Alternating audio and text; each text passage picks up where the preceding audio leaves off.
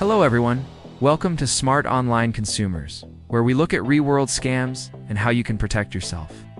Today, a cautionary tale about a malware scam that cost one woman tens of thousands of dollars, and how it all began with something as simple as clicking an ad for Phish head curry. In Singapore, a retiree in her mid-60s, we'll call her Kelly to preserve anonymity, saw an advertisement on Facebook for a dish she loves, Phish head curry. Even though she was well aware of recent scam trends and regularly warned friends to guard their online safety, this one slipped through. On the morning of the 5th of September, she clicked the ad. The ad led her to WhatsApp, where someone posing as a seller messaged her, spoke of different portions and prices, claiming the cook was from an eatery in an industrial estate in Singapore. To place the order, Kelly was prompted to download an app supposedly for the delivery service. In reality, this app was malware, disguised as the legitimate service. Her phone initially blocked the installation due to security settings, but the scammer guided her through disabling certain protections and using her biometrics so it would install. Once installed, the malware gave the scammers full control of her phone. Her screen began intermittently going black. The scammer told her it was just updating and nothing to worry about. Meanwhile, he said her Phish head curry order was confirmed for the 7th of September. Unbeknownst to her, over the next few hours, they began siphoning money from her bank accounts. Around $33,000 was transferred out. The next day, a number saved in her contacts list as police station called her. The caller claimed she was involved in a case and tried to convince her of legitimacy by reciting her bank account details. At that moment, Kelly's son intervened and took her phone away, preventing further damage. She later realized the app was malicious, cleaned the phone with her son's help, and filed a police report. Fortunately, she had previously used a money lock feature from her bank OCBC bank for part of her savings. That portion remained safe because the scammers could not easily withdraw from it. The bank reported that this was the first known case where the money lock feature successfully thwarted further losses in such a scam. Since 2019, more than $2.7 billion has been lost to scams in Singapore, with victims losing a record over $385.6 million in the first half of 2024 alone. Pause for a moment. Even someone who considered themselves scam-aware fell for this. Why? Because the scam was well disguised, exploited a trusted channel Facebook ad gives WhatsApp, and cleverly prompted the victim to disable protections. So let us break down what makes this typical and how you can spot the red flags. Here are the key tactics at play. Tempting ad.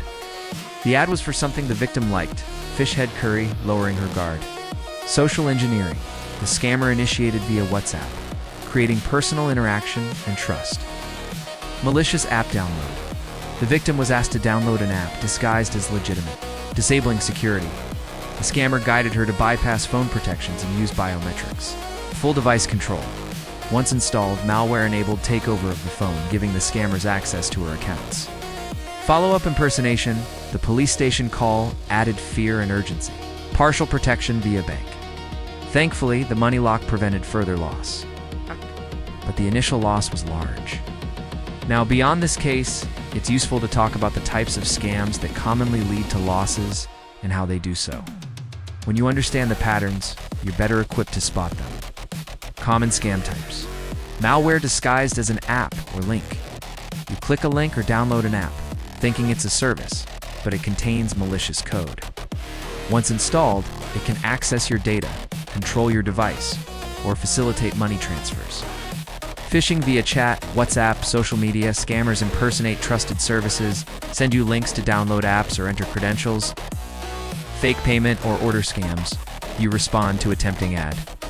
Deep discounts, food, goods, and are led to an unnatural process. Download app, transfer first. Unusual payment method. Impersonation plus urgency. Scammers pretend to be police, banks, or government officials, telling you under investigation and need to act fast, reducing your ability to think clearly. Account takeover, device takeover. With control of your phone or credentials, scammers can initiate transfers, access OTPs, fake your identity, or move money out before you notice. Lack of awareness of protective features. Even if your bank or device has safety measures, if you disable them, especially under guidance, the protection vanishes. How these lead to losses?